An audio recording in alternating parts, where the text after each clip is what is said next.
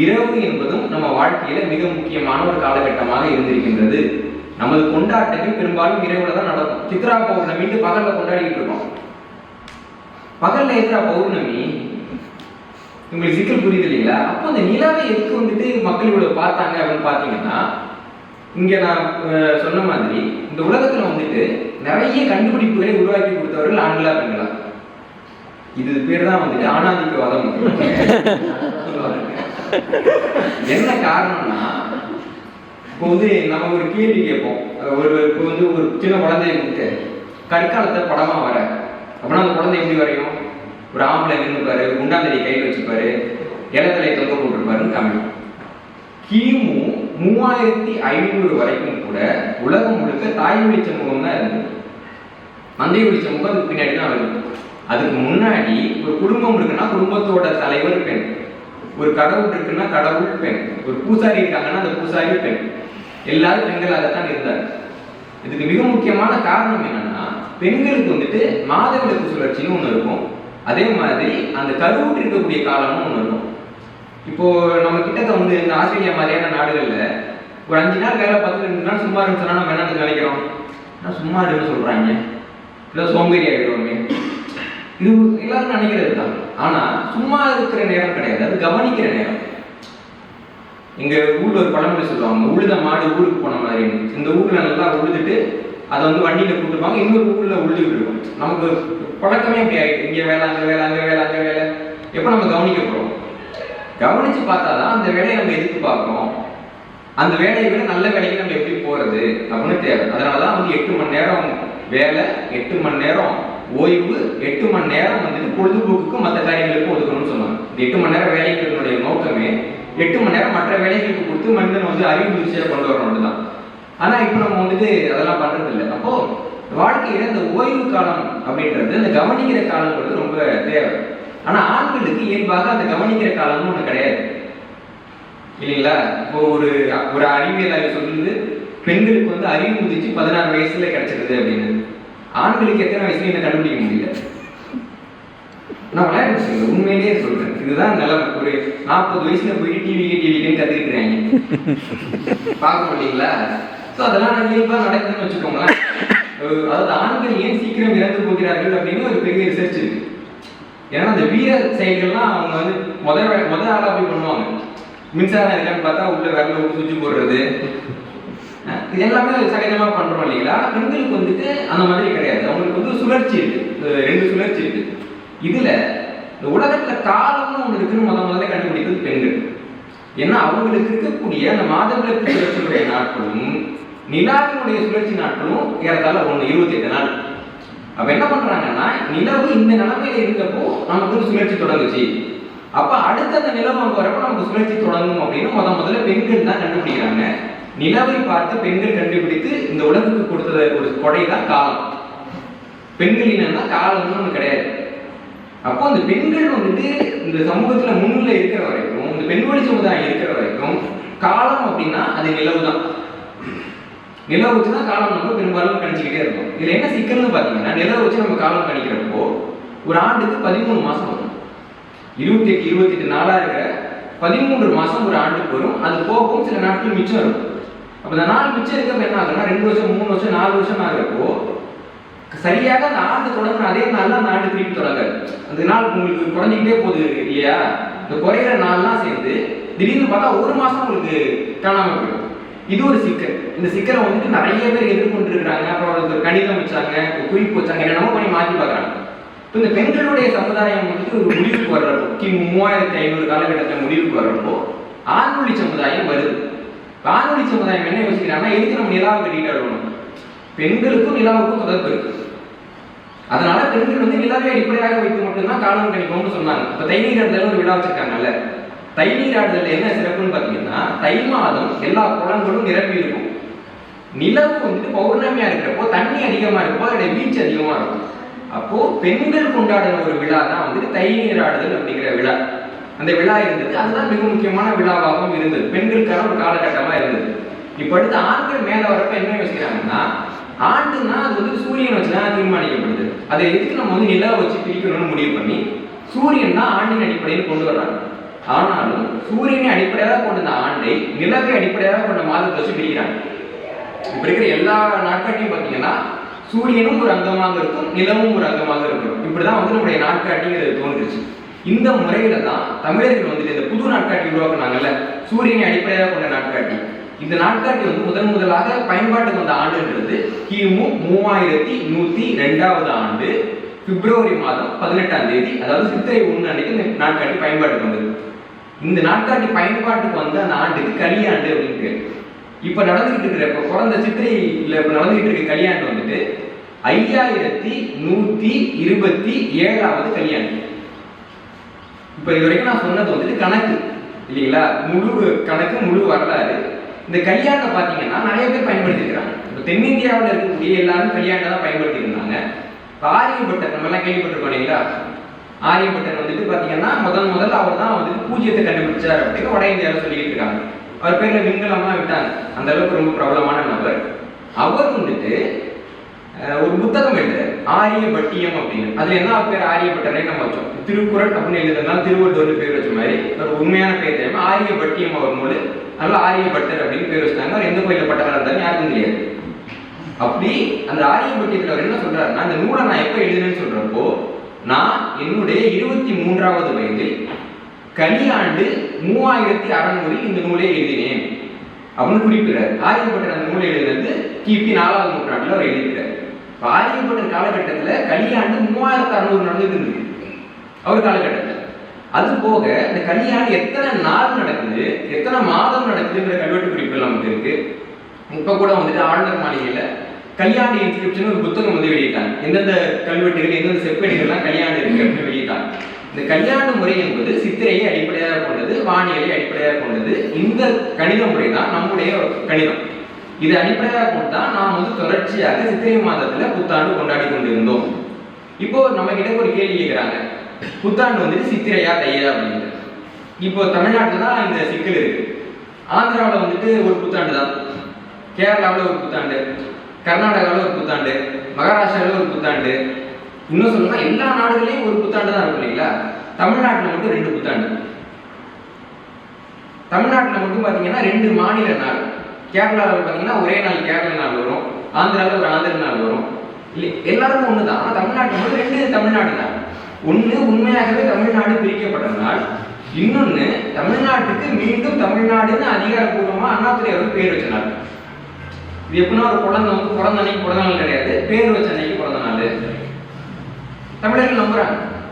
அந்த வகையில வந்துட்டு எது புத்தாண்டுன்றப்போ சித்திரை புத்தாண்டு கிடையாது, தைதான் புத்தாண்டு அப்படின்னு சொல்லக்கூடிய ஒரு சிக்கல் வந்து தமிழ்நாட்டில் காலம் காலமாக நிலவிட்டு இருக்கு. அதுவும் சரியா சொல்லணும்னா 2008வது ஆண்டுல தான் அதிகாரப்பூர்வமாக தை தான் வந்து தமிழர்களுக்கு புத்தாண்டுன்னு அறிவிக்கப்பட்டது. பின்னாடி 2012வது ஆண்டிலேயே அப்ப முதல்வராக இருந்த ஜெயலலிதா அவர்கள் இது வந்துட்டு அதிகாரப்பூர்வமான ஒரு ஆய்வின் அடிப்படையில் எடுக்கப்பட்ட முடிவு கிடையாது, அதனால இந்த முடிவை நான் ரத்து செய்யறேன் அப்படின்னு அறிவிச்சுட்டு திரும்ப சித்திரை மாதம் புத்தாண்டாக கொண்டு வந்தாங்க. இந்த ஆண்டு கூட தமிழ்நாடு அரசாங்கத்துடைய அதிகாரப்பூர்வ நாட்காட்டியில பாத்தீங்கன்னா சித்திரை 1 தமிழ் புத்தாண்டுன்னு தான் இருக்கும். இருந்தாலும் கூட நம்ம சித்திரை 1ஆம் தேதி முகநூல்ல சொன்னோம்னா நித்திரையில் இருக்கும் தமிழா, 10 மணிக்கு யார் தூங்கிட்டு இருப்பா போடுறாங்க, நித்திரையில் இருக்கும் தமிழா, சித்திரையா உனக்கு புத்தாண்டு. அந்த ஆரியர் கொண்டு வந்தது அறிவுக்கு ஒவ்வாத புத்தாண்டு அப்படின்னு ஒரு கவிதை எழுதுறாங்க. ஒவ்வொரு தடவையும் வந்துட்டு தை மாதத்துல நீங்க புத்தாண்டு கொண்டாடுங்க, தை புத்தாண்டு தான் அவர் முன்மொழிதார் தெரியுமா, இவர் முன்மொழிதார் தெரியுமா அப்படின்னு ஒவ்வொரு ஆண்டும் இந்த சிக்கல் வந்துகிட்டே இருக்கு. எனக்கு என்னன்னா வந்துட்டு இதை பத்தி எனக்கு பேசுறதுல முதல்ல விருப்பம் கிடையாது. ஏன்னா வந்துட்டு நிறைய தமிழறிஞர்கள் வந்து இதுல ஏமாந்துருக்காங்க. இவங்கெல்லாம் சொன்னதை கேட்டு உண்மையிலேயே தை தான் வந்து தமிழருக்கு புத்தாண்டு போல அப்படின்னு அவங்க எல்லாம் கருத்து தெரிவிச்சிருக்கிறாங்க. அதனால நான் அதை பத்தி பேசலாமான்னு யோசிச்சிருக்கிறேன். ஆனா இது என்ன சிக்கல்னா, சித்திரையில் தொடங்கக்கூடிய புத்தாண்டுங்கிறது 5127 வருஷம் பழக்கம். இந்தியாவில் இருக்கக்கூடிய ஆண்டு முறைகள் இருக்கு இல்லைங்களா, பிரபலமான ஆண்டு முறைகள் பார்த்தீங்கன்னா முதல்ல வந்து புத்தருடைய இறப்பு நாளிலிருந்து கொண்டாடப்படக்கூடிய ஒரு ஆண்டு முறை பௌத்த ஆண்டு முறை இருக்கு. அதே மாதிரி மகாவீரருடைய இறப்பிலிருந்து கொண்டாடப்படக்கூடிய ஒரு ஆண்டு முறை இருக்கு, அது வந்து சமண ஆண்டு முறை இருக்கு. அதே மாதிரி விக்ரம சகாப்தம் அப்படின்னு சொல்லுவாங்க, ஆந்திராவில் சாலிவாகன சகாப்தம் சொல்லுவாங்க, கேரளாவில் கொல்லம் சகாப்தம் சொல்லுவாங்க. இந்த மாதிரி இந்தியாவில் 10க்கும் மேற்பட்ட ஆண்டு முறைகள் இருக்கு. இந்த அத்தனை ஆண்டு முறைகளையும் ரொம்ப பழமையானது எதுன்னா கலியாண்டுன்ற தமிழ்நாட்டை சேர்ந்த ஆண்டு முறை தான் ரொம்ப பழமையானது. இதை பத்தி நம்ம சொன்னா அவங்க நம்புவாங்களான்னு ஒரு சிக்கல். ஏன்னா இரும்பு காலத்துல வந்துட்டு தமிழர்கள் வந்து ஒரு 5000 ஆண்டுக்கு முன்னாடியே கால் வச்சுட்டாங்கன்னு சொன்னபடியே மக்கள் வந்து அதை புரிஞ்சுக்கல. அப்படி இருக்கிறப்போ இந்த எழுதுறதுக்கு எப்போ ஒரு தருணம் வரும்னு காத்துட்டு இருந்தப்பதான் தமிழ்நாடு அரசாங்கம் இரும்பு காலத்தில் தமிழர்கள் வந்து 5400 ஆண்டுகளுக்கு முன்பாக கால் வைத்தார்கள் இன்னைக்கு அதிகாரப்பூர்வமா அறிவிச்சுட்டு. 5000 ஆண்டுக்கு முன்னாடி தமிழர்களுக்கு அறிவு இருந்தது, கணிதம் இருந்தது, உலோகவியல் இருந்ததுன்றதெல்லாம் இன்னைக்கு வந்து மெய்ப்பிக்கப்பட்ட செய்தி. அப்ப இந்த செய்தி வந்துட்டு இது கூட இன்னொரு செய்தியை நம்ம கொண்டு போகணுன்ற அடிப்படையில தான் கொஞ்சம் நேரம் எடுத்து இது 4 ஆண்டுகள் ஆயிடுச்சு. 2021 இருந்து இதை நான் பேசிக்கிட்டு இருக்கேன், எழுதிட்டு இருக்கேன். ஆனா நூலாக கொடுக்கல. இது நூலாக கொடுப்போமே அப்படின்னு சொல்லிட்டு இந்த நூல் வந்து எழுதப்பட்டிருக்கு. இந்த நூல் பேசக்கூடிய செய்தின்றது இன்னைக்கு நமக்கு கொஞ்சம் புதுசா இருக்கும். எல்லா செய்தியுமே அப்படிதானே. ஒரு காலகட்டத்தில் வந்து பிக் பேங் தியரி பேசினவங்க ஒரு சின்ன ஒரு கும்பலா இருந்தாங்க, 10 பேர் உட்காந்து பேசிட்டு இருப்பாங்க, யாருமே அதை ஒதுக்கல. அது எப்படின்னு வந்து பிரபஞ்சம் வந்து வெடிச்சு தோன்றும், பிரபஞ்சங்கிறது நிலையானது. இதே மாதிரிதான் நியூட்டன் சொல்லிட்டாரு, அதனால பிரபஞ்சம் நிலையானது. ஒரு 200 வருஷம் அந்த மாதிரி சொல்லிட்டு இருந்தாங்க. ஆனா பின்னாடி அறிவியல் பூர்வமாக வந்துட்டு அந்த ஸ்டெடி ஸ்டேட்டுங்கிற தியரி தப்புன்னு நிரூபிக்கப்பட்ட பின்னாடி இன்னைக்கு நம்ம எல்லாருமே பிக் பேங் தியரியை பத்தி பேசுறோம்.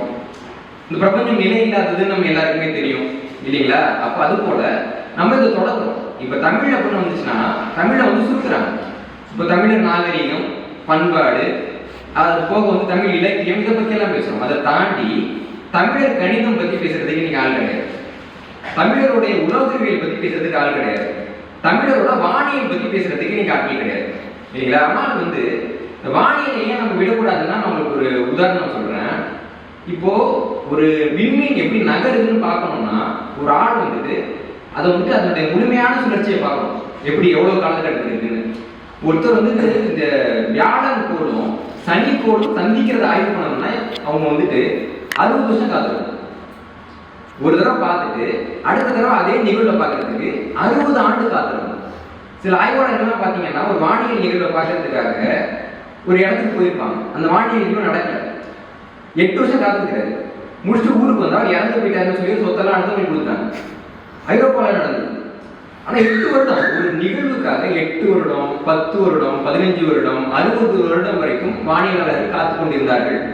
இப்படியாக இந்த காத்து கொண்டிருந்த வானியலாளர்கள் இருக்காங்கல்ல, மிக குறைந்தபட்சம் 600 தலைமுறையாக செய்த ஆய்வுகள் மூலமாகத்தான் நமக்கு இந்த புத்தாண்டு வானியல் கணிதம்லாம் கிடைச்சிச்சு.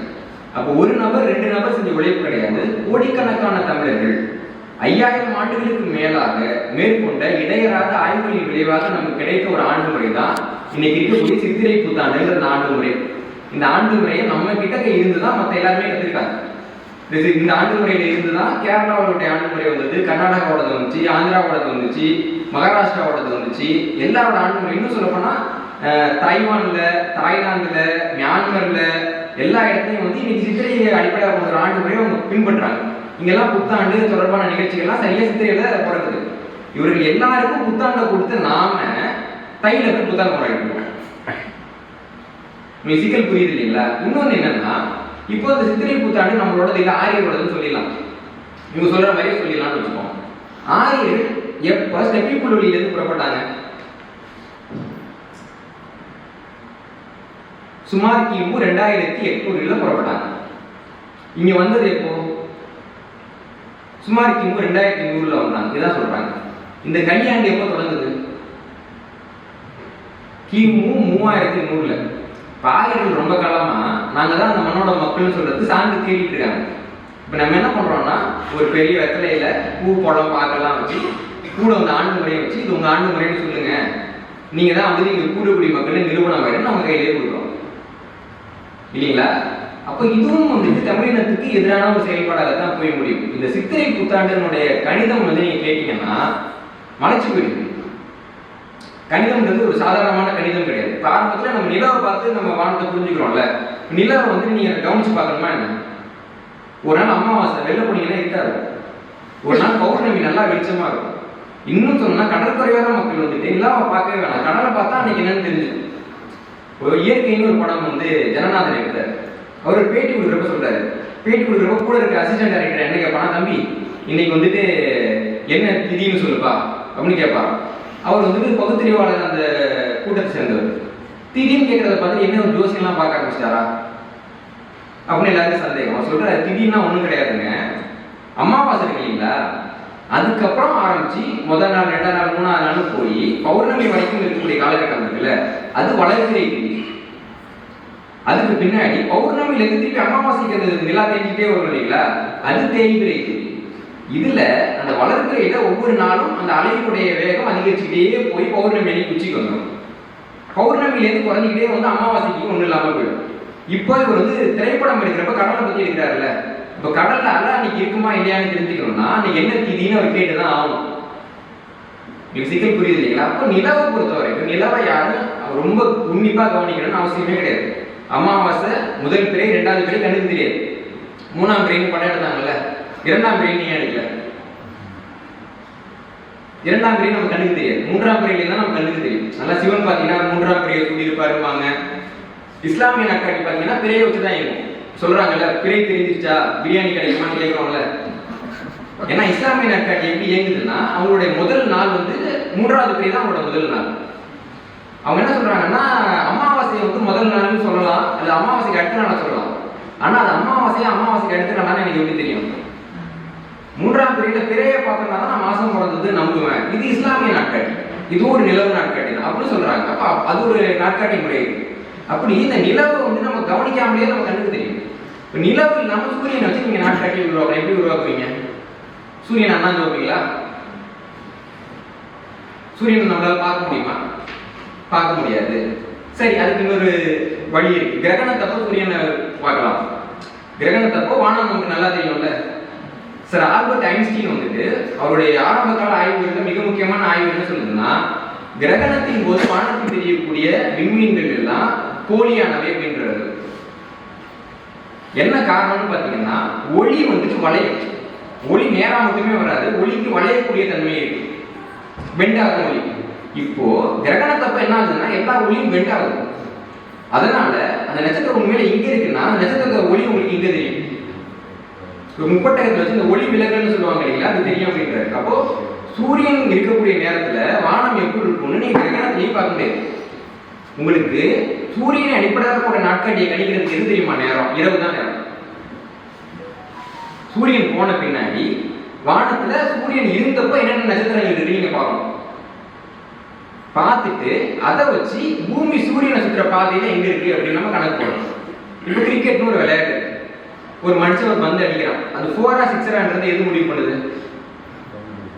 பவுண்டரி. இப்போ சூரியனை வந்துட்டு பூமி சுத்துது இல்லைங்களா, சுத்துறப்போ அந்த சுத்து பாதையில பூமி எங்க இருக்குதுன்றதை எப்படி நம்ம கண்டுபிடிக்கிறது? ஒரு பவுண்டரி வேணும்ல. வானத்துல எப்படி நீங்க பவுண்டரியை கண்டுபிடிப்பீங்க? வானத்தில் இருக்க நட்சத்திரத்தை எல்லாம் நீங்க வந்துட்டு ஒரு வினாடிக்கு 1ன்னு என்ன ஆரம்பிச்சா 6 வருஷம் அவங்க எண்ண முடியும். அவ்வளவு நட்சத்திரம் வானத்துல இருக்கு. இன்னும் சில நட்சத்திரத்தோட ஒளி பூமி வந்து சேரலன்றாங்க, அவ்வளவு தூரத்துல அது இருக்கு. அப்படி இருக்கிறப்ப நட்சத்திரத்தெல்லாம் நம்ம எண்ணி முடிக்க முடியுமா? முடியாது. நம்ம மனிதர்கள் என்ன பண்றாங்கன்னா ஒரு கற்பனையான தோற்றத்தை உருவாக்குறாங்க. இந்த மேகத்தை பார்த்து நம்ம குருவி மாதிரி தெரியுது, புறா மாதிரி தெரியுதுன்னு சொல்லுவோம் இல்லைங்களா, அந்த மாதிரி அவங்க நட்சத்திரத்தை வச்சுட்டு இந்த நட்சத்திரம் பார்க்கறதுக்கு வந்துட்டு ஒருத்தவங்க வந்து வேட்டைக்காரன் மாதிரி தெரியுது, அதனால அதுக்கு வந்து வேட்டைக்காரன் நம்ம பேர் வைக்கிறோம், இங்க இருக்கிறவங்க பேர் வைக்கிறாங்க. இந்த மாதிரி ஒவ்வொரு நட்சத்திரத்துக்கும் அவங்க பேர் வைக்கிறாங்க. இப்படியாக 27 நட்சத்திரத்தை பிரிக்கிறோம். அந்த 27 நட்சத்திரத்துல சில நட்சத்திரம் மொத்தமே ஒரு நட்சத்திரம் தான், ஒரே ஒரு நட்சத்திரம், அது ஒரு நட்சத்திரம். இப்ப சதயம்னு ஒரு நட்சத்திரம் சொல்றோம். சதயம்னா என்ன அர்த்தம்? 100ன்னு அர்த்தம். மொத்தம் 100 நட்சத்திரம் சேர்ந்தது சதய நட்சத்திரம். 100ஐயும் வச்சு ஒரு வடிவமைப்பு அதான் சதய நட்சத்திரம். அந்த மாதிரி ஒவ்வொரு நட்சத்திரத்தையும் பேர் வச்சுட்டு 27 நட்சத்திரத்தை வச்சு கற்பனையா ஒரு பவுண்டரி உருவாக்குறாங்க. கற்பனையான ஒரு பவுண்டரி சூரியன் இருக்கு. இந்த கற்பனையான பவுண்டரியில பூமி எப்படி சுத்தி வருது அப்படின்னு அதோட சுழற்சி வந்து கவனிக்கிறாங்க. கவனிச்சு சூரியன் எங்க இருக்கு, பூமி எங்க இருக்குன்றத கணக்கு போட்டு ஒரு நாட்காட்டியை உருவாக்குறாங்க. இப்ப அந்த 27 நட்சத்திரம் இருக்கீங்களா, அந்த 27 வச்சு ஆண்டு கணிக்க முடியாது. ஏன்னா நீங்க ஆண்டு வந்து மாசத்தை பிரிக்கிறதுக்கு நிலாவை வச்சு பிரிக்கிறீங்க. நிலாவை பார்த்தீங்கன்னா ஒரு 12 பௌர்ணமி கண்டிப்பா வந்துடும். 13வது பௌர்ணமி வரும் வராம போகும். ப்ளூ மூன்னா என்ன அர்த்தம்? ஆங்கிலத்தில் ஒன்ஸ் இன் ப்ளூ மூன் சொல்றாங்கல்ல, ப்ளூ மூன்னா என்ன அர்த்தம்? ப்ளூ மூன்னா ஒரே மாதத்துக்கு 2வது ஒரு பௌர்ணமி வருது, வழக்கமா வராது, எப்பயாவது. அப்ப எப்பயாவது விஷயம் நடக்கிறப்ப என்ன சொன்னாங்கன்னா ஒன்ஸ் இன் ப்ளூ மூன், எப்பயாவது நடக்கும் அப்படின்னு சொல்லுவாங்க இல்லைங்களா. பொதுவாக வந்துட்டு ஒரு மாதத்துக்கு ஒரு பௌர்ணமி வந்துடும். அப்போ இவங்க பிரிக்கணும்னா 12ஆக தான் பிரிக்க முடியும். 27 நட்சத்திரத்தை வச்சு ஒரு பவுண்டரி போட்டிருக்கோம். இப்போ நம்ம 12ஆக பிரிக்கிறோம். எப்படி பிரிக்கிறதுன்றப்போ 12 ராசியாக பிரிக்கிறாங்க. 12 ராசியாக பிரித்து ஒரு ராசிக்கு 2.25 நட்சத்திரம். இந்த 4 நட்சத்திரம் இருக்கு இல்லைங்களா, அதை பிரிக்கணுன்றப்போ அந்த நட்சத்திரத்தை வந்துட்டு முதல் பாதம், 2வது பாதம், 3வது பாதம், 4வது பாதம் பிரிப்பாங்க. ஜாதகம் சொல்ற முதல் பாதமா 2வது பாதமா இந்த ராசியான்னு கேட்பாங்கல்ல, அப்படிதான் பிரிச்சாங்க. அப்ப அதை வச்சு பிரிக்கிறப்போ முதலாவது ராசியா எதை வைக்கிறதுன்னு குழப்பம் வரும். அப்போ இந்த சுழற்சி இருக்கு இல்லைங்களா, இந்த சூரியனை சுற்றக்கூடிய பூமியோட சுழற்சி, அந்த சுழற்சியில வந்துட்டு யுகம் அப்படின்னு ஒரு கான்செப்ட் இருக்கு. நம்ம சொல்றோம் இல்லைங்களா, இப்போ எல்லாத்துக்கும் யுகம்ன்றானுங்க. அதுக்கெல்லாம் ஒரு யுகம் ஆகுங்க, கலியுகம்னா பேர்லாம் சொல்றோம் இல்லைங்களா. யுகம்னா என்ன? யுகம்ன்றது ஒரு குறிப்பிட்ட காலகட்டம். யுகத்துல 2 வகை இருக்கு. ஒண்ணு என்னன்னா ஒரு நபரால் இருக்கக்கூடிய யுகம். இப்போ வந்துட்டு புத்தர் இருந்த மக்களுக்கெல்லாம் ரொம்ப பிடிச்சிச்சு. திடீர்னு ஒரு நாள் புத்தர் செத்து போயிட்டார். இப்போ மக்கள் அவங்களை எப்படி ஆசுவாசப்படுத்திப்பாங்க? புத்தர் வந்து இறந்து போனாலும் நம்ம கூட தான் வாழ்றாரு. நம்ம பண்றது இல்லையா, வீட்டில் வந்து மூத்தவங்க தவறிடுறாங்க, போயிட்டு என்ன பண்றோம், அவங்களுக்கு வந்து துக்கம் அடிச்சுட்டு ஒரு புகைப்படம் வச்சு கும்பிட்டுட்டு அவங்க தெய்வமா இருக்கிறாங்கன்னு சொல்லிட்டு, அவங்க முன்னாடியெல்லாம் பார்த்தீங்கன்னா தாத்தாவோட பேரை பேர்னு போவாங்க. அதனால தான் பேர் பேரன். பெயரன் அப்படின்னா பெயரை உடையவன் அர்த்தம். ஒருத்தவனு அவங்க அப்பாவோட பேரை இன்னொருத்தவங்க வச்சானா அவன் பேர் பெயரன். பொதுவாக வீட்டில் மூத்த பிள்ளைய வந்து அப்பா திட்ட மாட்டாங்க, ஏன்னா அது அவங்க அப்பாவோட பேர். எப்படி பையனை திட்டதுன்னு சொல்லிட்டு கொஞ்சம் செலவு கொடுப்பாங்கல்ல. பொதுவாக மூத்த பையன்களுக்கு வந்து நிறைய அங்கீகாரம் கிடைச்சது, அதுக்கெல்லாம் காரணம் அவங்க அப்பாவோட பேரை அவங்களுக்கு வைப்பாங்க. அதே மாதிரி பெயர்த்தி பாட்டியோட பேர் அவங்களுக்கு இருக்கும். இன்னமும் நீங்க வந்து செட்டியார் குடும்பங்களை பார்த்தீங்கன்னா வழக்கத்தை பார்க்கலாம். அருசோ அருசோ அருசோ சோமசுந்தரம் வரும் பேர் பார்க்குறீங்க இல்லையா, அந்த பேரை திருப்பி திருப்பி அவங்க வச்சுக்கிட்டே இருப்பாங்க. இது வந்து ஒரு சுழற்சி இருக்கும். அந்த மாதிரி இவங்க வந்துட்டு ஒரு சுழற்சி வந்து வானிலை கண்டுபிடிக்கிறாங்க. கண்டுபிடிச்சி அந்த யுகம்னு பார்த்தீங்கன்னா இது ஒரு வகையான யுகம். ஒரு நபர் இல்லாத காலகட்டத்தில் அவர் பேரால ஒரு யுகத்தை ஆரம்பிக்கிறது. புத்தருக்கு பின்னாடி காலகட்டம், மகாவீரருக்கு பின்னாடி காலகட்டம். இன்னொன்று வானியல் ரீதியாக இருக்கிற யுகம். வானியல் ரீதியாக இருக்கிற யுகத்தை பற்றி புரிய வைக்கிறது கொஞ்சம் கடினம், இருந்தாலும் நான் முயற்சி பண்ணுறேன். மிலுட்டின் மிலங்கோவிச்னு ஒருத்தர் செர்பியா நாட்டை சேர்ந்த ஆய்வாளர். அவர் வந்துட்டு ஒரு விஷயம் பூமியை பற்றி சொல்லியிருக்காரு. பூமி வந்து நேராக சுற்றுதா சாய்ந்து சுற்றுதா? சாய்மானமா சுற்றுது. இந்த சாய்மானம்ங்கிறது நிலையான சாய்மானமா இல்லை மாறக்கூடிய சாய்மானமா? மாறக்கூடிய சாய்மானம். ஏன் அந்த மாறக்கூடிய சாய்மானம் இருக்குன்னா, நீங்க வந்து பம்பரத்தை எடுக்கிறீங்க, கையில் வச்சு சுற்றி விடுறீங்கன்னு வச்சுக்கோங்களேன். பூமியில இருக்கிற கீழ்ப்பக்கம் இருக்கு இல்லைங்களா, அது நிலையா சுற்றுது. தலைப்பகுதி இருக்கிற நிலையெல்லாம் சுற்றும். பம்பரம் எப்படி சுற்றுதுன்னா தலைப்பகுதி இப்படி சுற்றும். எதிராக வந்துட்டு அந்த எதிர்கடிகாரத்துக்குள்ள தலைப்பகுதி ஒரு வட்டத்தை உருவாக்கும். அதே மாதிரி பூமி சுற்றுறப்பையும் பூமியுடைய தலைப்பகுதி பூமி சுற்றக்கூடிய திசைக்கு எதிராக ஒரு சுற்றை உருவாக்குது. ஆனால் சுற்றை நம்ம கவனிக்க முடியாத அளவுக்கு அந்த சுற்று வந்து ரொம்ப ரொம்ப மெதுவான ஒரு சுற்று. பூமி வந்து 12 ராசி ஒரு வருஷத்துல வருதுன்னு வச்சுக்கோங்களேன். இந்த பூமியுடைய தலைப்பகுதி இருக்குல்ல, அந்த 12 ராசியை ஒரு தடவை சுற்றி முடிக்கிறதுக்கு 26,000 வருஷம் வரைக்கும் ஆகும். அது 12ஆல பிரிச்சிங்கன்னா இங்க இடத்துல வந்து ஒரு ராசியை பூமியுடைய தலைப்பகுதி சுற்றி வர்றதுக்கு 2400 ஆண்டு வரைக்கும் ஆகும். அந்த 2100 ஆண்டுக்கு அந்த ராசி தான் முதலாவது ராசியா இருக்கும். இப்ப வந்துட்டு பாத்தீங்கன்னா ஒரு காலகட்டத்துல இடப யுகம் அல்லது ரிஷப யுகம்ன்ற ஒரு காலகட்டம் நடந்துச்சு. அதுக்கு பின்னாடி பாத்தீங்கன்னா இப்ப இருக்கக்கூடிய இந்த மேட யுகம் அல்லது மேஷ யுகம்ங்கிறது நடந்துகிட்டு இருக்கு. இப்ப இந்த யுகம் முடிய போகுது.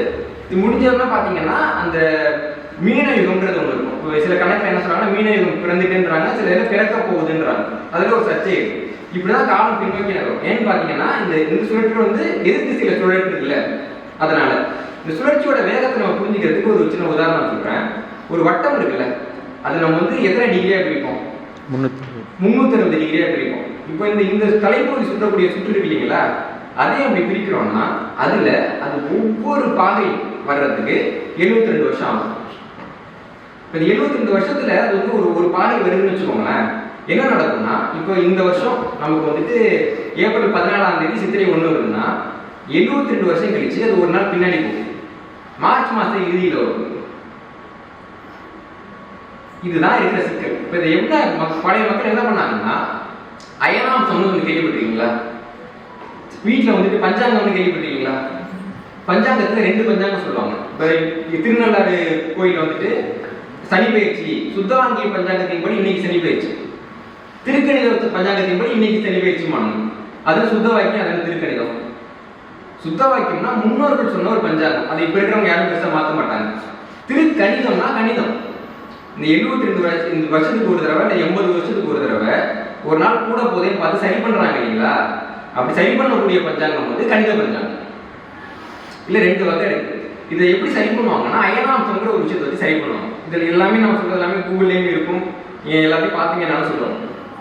இந்த அயனாம்சம்னா என்னன்னா, பூமி சுத்தி வருது இல்லைங்களா? அப்போ இந்த பூமி சாஞ்சி சுத்துறதுனாலையும் சூரிய ஒளி இதன் மேல பக்கவாட்டில் படுறதுனாலையும் அந்த சூரிய ஒளி வந்து இருக்கக்கூடிய நேரங்கிறது மாறுபடும். ஒரு நாளைக்கு வந்து நம்ம 24 மணி நேரம்னு சொல்றோம். அது 12 மணி நேரம் பகல், 12 மணி நேரம் இரவு. ஆனா சில நாள் உங்களுக்கு பாக்குறப்ப என்ன பொழுது முடிஞ்சதே தெரியல, டக்குன்னு ஓடிட்டுன்னு சொல்லுவோம். சில நாள் கரும நாள் முடியவே மாட்டேங்குது. நம்மளாம் என்ன நினைச்சுக்கோனா நம்ம மனசு இந்த மாதிரி இருக்கக்கூடாது, நாள் மாறுதுன்னு நினைச்சோம். உண்மையிலேயே சில நாள் வந்துட்டு பொழுது சீக்கிரம் முடிஞ்சிடுது, சில நாள் முடியுது. இது இயற்கையாக நடக்குது. ஒரு ஆண்டுல பாத்தீங்கன்னா 2 நாள். ஒரு நாள் வந்து பாத்தீங்கன்னா குளிர்கால கதிர் திருப்பம்னு சொல்லுவாங்க. குளிர்கால கதிர் திருப்பம் வந்து தை மாதத்துல வரும். அந்த நாள்ல தான் ஆண்டிலேயே மிக குறைவாக சூரிய ஒளி இருக்கும், சீக்கிரம் பகல் முடிஞ்சு போயிடும். அதே மாதிரி கோடை கால கதிர் திருப்பம்னு ஒன்று சொல்லுவாங்க, ஆடி மாதத்துல வரும். அன்னைக்கு பாத்தீங்கன்னா இரவு குறைவா இருக்கும், பகல் நேரம் ரொம்ப அதிகமா இருக்கும். இதெல்லாம் வந்து இப்ப இருக்கக்கூடிய எல்லா வானிலைகள்லயுமே இருக்கு. இப்ப அதே மாதிரி இன்னும் 2 நாள் வந்துட்டு ஒரு ஆண்டுல இருக்கு. அந்த 2 நாள்ல மட்டும்தான், 365 நாள்ல 2 நாள்ல மட்டும்தான் பகல் நேரம் 12 மணி நேரம், இரவு நேரம் 12 மணி நேரம் சரியா இருக்கு. அதுல ஒரு நாள் என்னன்னு பாத்தீங்கன்னா சித்திரை 1, இன்னொரு நாள் என்னன்னு பாத்தீங்கன்னா ஐப்பசி 1.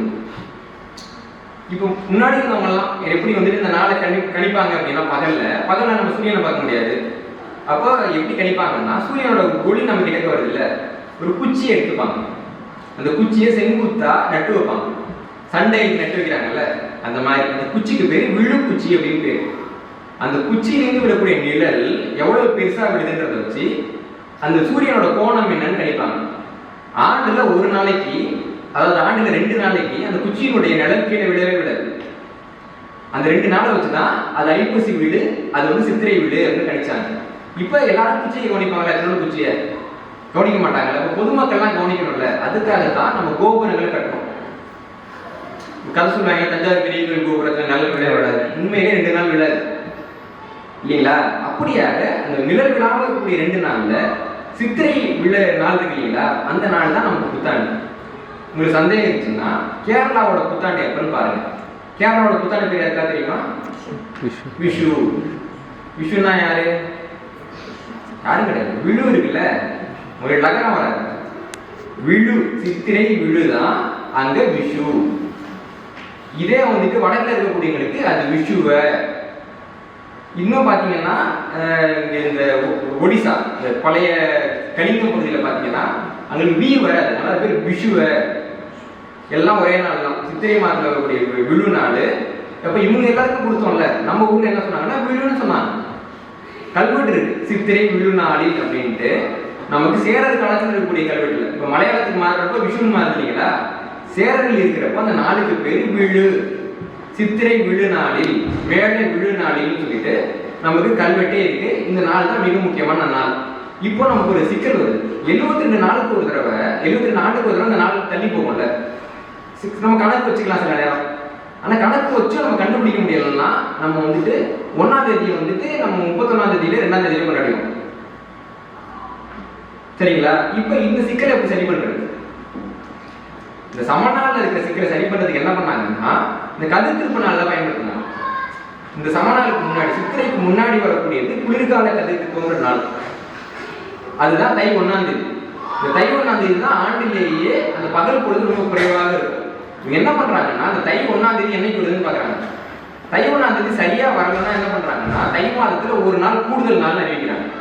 பிப்ரவரியில் அறிவிக்கிறாங்களா அந்த மாதிரி. அப்போ தை மாதத்தை ஏன் வந்து நம்ம கொண்டாடணும்னா சித்திரை மாதம் எப்போ பிறக்குதுன்றதை கண்டுபிடிக்கிறதுக்காக நம்ம தை மாதத்தை கொண்டாடணும். இப்ப என்ன சொல்றாங்கன்னா நீங்க எந்த தை மாதத்தை வச்சு சித்திரையை கண்டுபிடிச்சீங்களோ அந்த தை மாதம் உங்களுக்கு முக்கியமான மாதம். எந்த சித்திரையை கண்டுபிடிச்சீங்களோ அந்த மாதம் உங்களுக்கு எல்லாம் வேணா நாங்க கொண்டாடிக்கிறோம்னு சொல்றோம்.